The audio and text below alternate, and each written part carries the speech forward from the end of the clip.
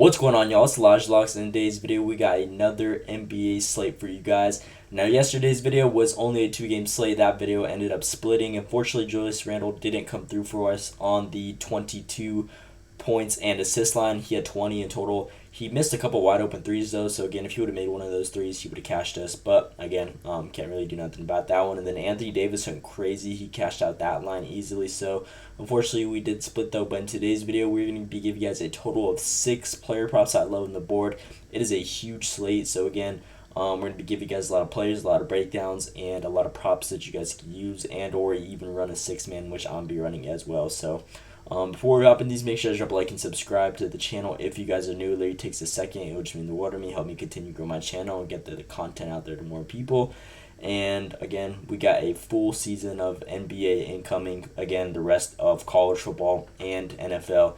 And then a lot of people don't really upload college basketball videos, but I'm one of those channels that loves college basketball. So if you guys are a fan of that, we got that season right around the corner as well within like a month, less than a month, I believe, actually. So, again, we got a lot of videos coming out for you guys in the near future, and we just launched a newly free Discord for you guys to join down below. Anyone could join, free to join, just a couple extra props, extra slips I'll be posting on there, player of the days and whatnot that don't make the YouTube channel. So if you guys want to join that, go ahead and join that one down below right now for free. Link to join will be in the description. But enough talking, we're going to go to hop right into the players I love on the board for today. Again, NBA Wednesday, October 23rd slate is a big one. If we look at the board right here, we got so many games. I'm pretty sure the rest of the NBA is playing on this one, so that didn't play already yesterday, or at least most of them, as you guys can see right here. So a lot of teams playing, which means a lot of picks, and I found a lot of great value on the board, so we're going to be sharing those with you guys right now. So with our first player that we're going to be looking at Brook Lopez over his points and assist line at 12.5. Now this one plus the assist is only one over his original points line, which is 11.5. So we're going to take the little over on the assist aspect. As you guys can see, there's multiple games where he could go over one assist. Majority of the time he typically gets one assist. So it's just an overall higher ceiling for adding in that little extra stat, which majority of the games he tends to get over one. So good little number right there. Just creates a higher ceiling for us to cash out. And as you guys can see, they're going against Philadelphia 76ers, Bucks.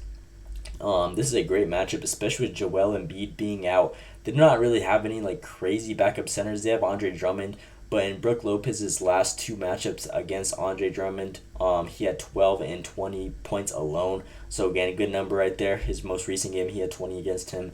Now, Andre Drummond, he's getting older. He hasn't really been playing much or even been active in the NBA, like fully playing, getting good minutes in the last couple of seasons. So they're going to have him in there. I'm not sure how he's going to perform, but I feel like Brook Lopez should have a night. This Milwaukee offense uses him well. He's a great 3-point shooter. Recently, he's been taking a lot of threes as well, majority. In his last, obviously, this is a whole different season, but in his last 10 games at the end of the 2023-24 season, he was taking 5 threes a game and shooting 43% from the field. So, again, this is a good little number right here. Brook Lopez also with, again, an easier matchup in the paint. There's not really any other backups like true centers on Milwaukee that are really going to go in for him. So, Brook Lopez should be the go-to guy. If we look at Philly defensively, they're pretty solid against the point guard through small forward position. So, against the smaller guys, they're pretty good. And then if we go to the power forward and center, which Brook Lopez is in, that's where the most vulnerable do all last season. And then again, with Joel Embiid being out now for the first 15 games of the season, again, this should be an even more better matchup for Brook Lopez to succeed. So they're ranked 16th in points allowed to power forward, and 18 points, 18th ranked in points allowed to opposing centers. So again, 19 and 24 right there. Great value. If we look at Brook Lopez last season against this 76ers team, he had 13, 14, and the most recent game with 24. So again, he's been balling out, doing his thing. And a little insight down here, Brook Lopez has exceeded 13.5 points and assists in 11 of his last 13 games, averaging 18 points and assists in total. So that's my first play that I'll give you guys in today's video. Lopez over this line right here, points and assist. Right there, boom. And then with the second player that I'm giving you guys in today's video, we're going to be looking at Cameron Johnson over his 16.5 points and assist line, similar player like Brook Lopez. Now, this Brooklyn team, obviously, they do not have many scorers. They have Cam Thomas in there and Nicholas Claxton, but they're not like crazy go-to scorers. I feel like Cameron Johnson has the most like talented-wise. Obviously, he has a brother in the league, but I feel like he's a pretty good scorer in general. He has a nice shot, just being able to knock down shots, which is a good opportunity for us. He takes a lot of shots as well, as you guys can see just last season in this series alone against Atlanta. Nets versus Atlanta. He's covered every single time, 4 out of 4. This game, he had 28 in total, 20 total, 33 in total, and 24 in total. Every single game covering with just points alone. So again, good little line right here with the absence of Mikal Bridges, which was also in these games. I felt like Cameron Johnson's role is just going to really be extended and giving him a lot of opportunities on top of what he already proved last season.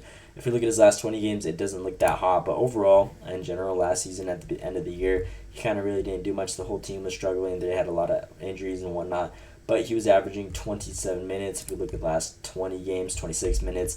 So I expect this one to go up. He is a starter. He is a confirmed starter in this matchup, so his role should be increased, and he's had success against this Atlanta team all last season, 4 out of 4, just covering this line with just points alone easily. So if we look at Atlanta defensively against power forwards, which Cameron Johnson plays, they're ranked 29th and 25th in points and assists allowed, give around 26.7 a game and 5 a game. So this is a little stat that proves Cameron Johnson has succeeded in this matchup, and I expect him to just go out there and ball out again. So Johnson over that points and assist line. Oh, there's a lot of Johnsons. Cam right there, and then the points and assists at 16.5. And then with the third pick in today's video that we are giving you guys, we're going to be looking at Anthony Simons over his 26.5.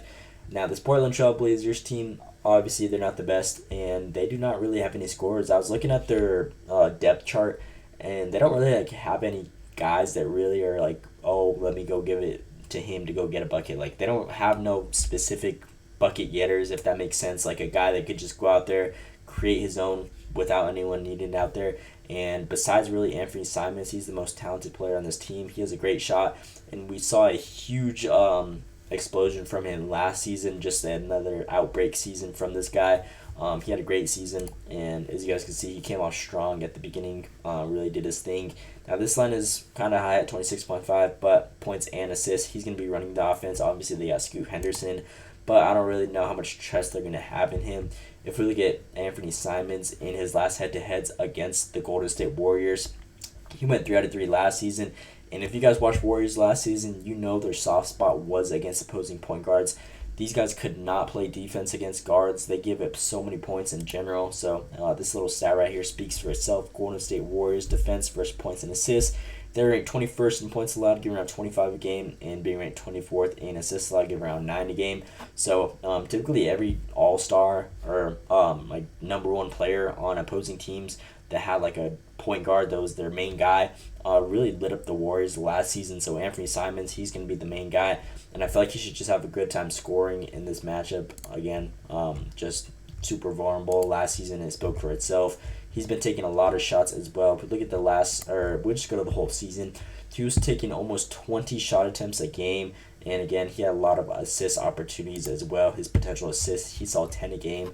So if he's taking 20 shots a game and seeing 10 potential assists, I feel like this line at 26.5 should be an easy one for him to cash out. And I'd be rocking with the over on this play right here. So this is my third play that I'm going to give you guys. Simons over his 26. As you guys can see, this one also just got bumped at the PRA one, but we're just rocking with the points and assists. That one got a push, so even PrizePicks knows there's pretty good value on him in general.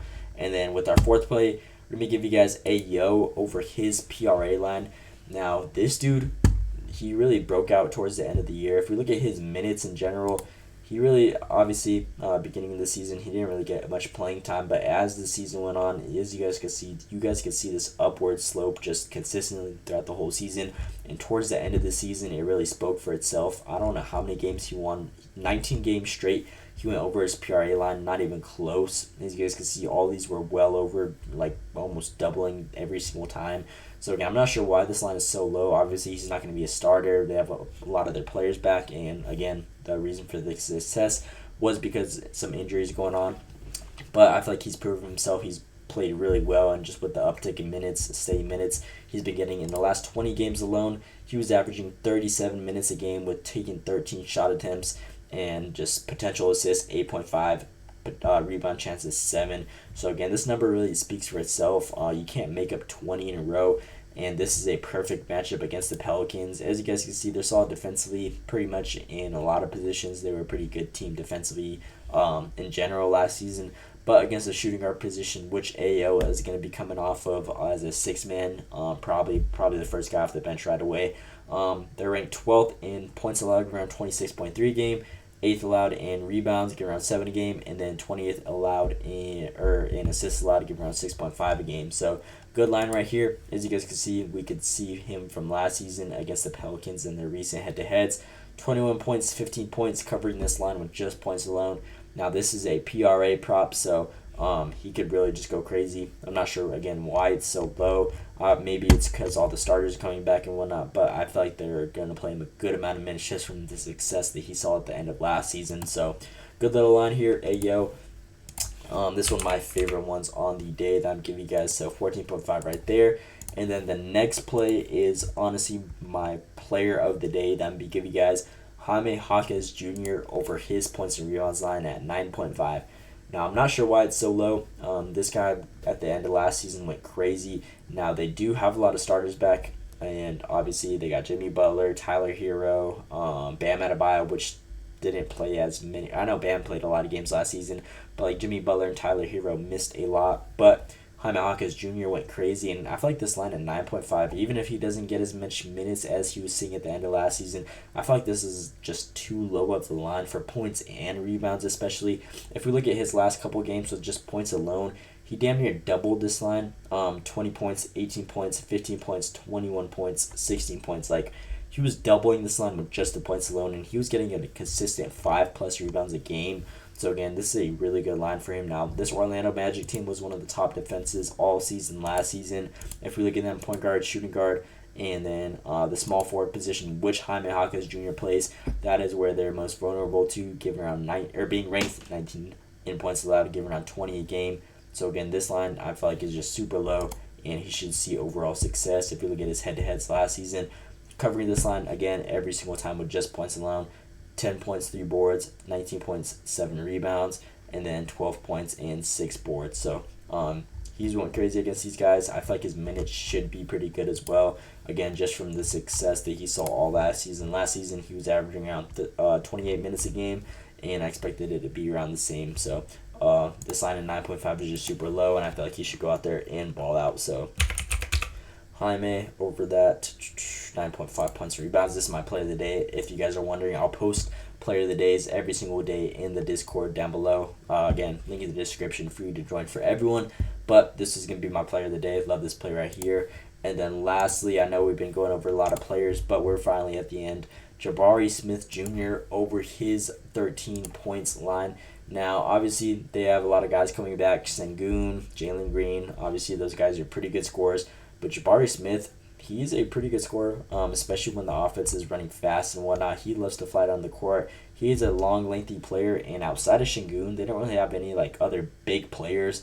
Now, the Charlotte team is super vulnerable against the bigger guys. All last season, we saw them just get beat up by the taller opposing players that they're going against. They're ranked 17th in points allowed to power forward and 28th in points allowed to opposing centers. So giving around a total of almost 50 points just from the two bigs below the 4 and the 5 position is insane value. Jabari Smith Jr. has exceeded 12.5 points in 4 of his last games at home, averaging 19.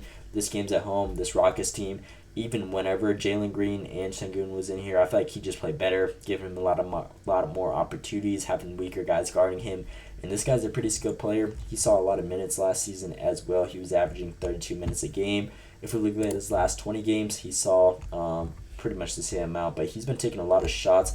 Last 20 games, he was taking 11 shot attempts. And again, mind you, this line is only 14. So pretty good number right here. I expect him to just have a good game in general. And this is my last pick that I'm giving you guys on today's video. So Jabari Smith Jr. over that 13 points. As you guys can see, his PRA line got pushed as well, bumped up. So again, overall value is good on him to be anticipated. So these are my 6 players I'm giving you guys on my NBA October 23rd slate Wednesday. Again, Brook Lopez over that 12.5 points and assists. Cameron Johnson over that 16.5 points and assists. Anthony Simons over his 26.5 points and assists. Ayo over his 14.5 PRA. Jaime Jaquez Jr. over his 9.5 points and rebounds. And then lastly, Jabari Smith Jr. over his 13.5 points. So love all these picks. You guys could mix and match them. Use whichever ones you guys want from the breakdowns that I showed you guys, or just run the 6-man. Again, I showed you guys a reason why I like these and just why the value overall is good on them in terms of their matchups that they got going on. And again, you guys can use these however you guys want. Tail it straight up, or just take however many you guys saw from the breakdown specifically of each player and use them to the best of your benefits. So love all these guys. I'm going to be running a 6-man on them. So yeah, that's pretty much all I got for this video. Again, please drop a like and subscribe with those post notifications turned on. Just means the world to me. Going to be grinding all season. I'm going to try and upload every single day that we got an NBA slate. So again, if you guys are a fan of basketball like me, this is a perfect channel for you guys if you guys haven't subbed already. But with that being said, that is pretty much all I got for today's video. Let me know what you guys think down in the comments below. Hope you guys enjoyed. Thanks for watching, and let's see you today.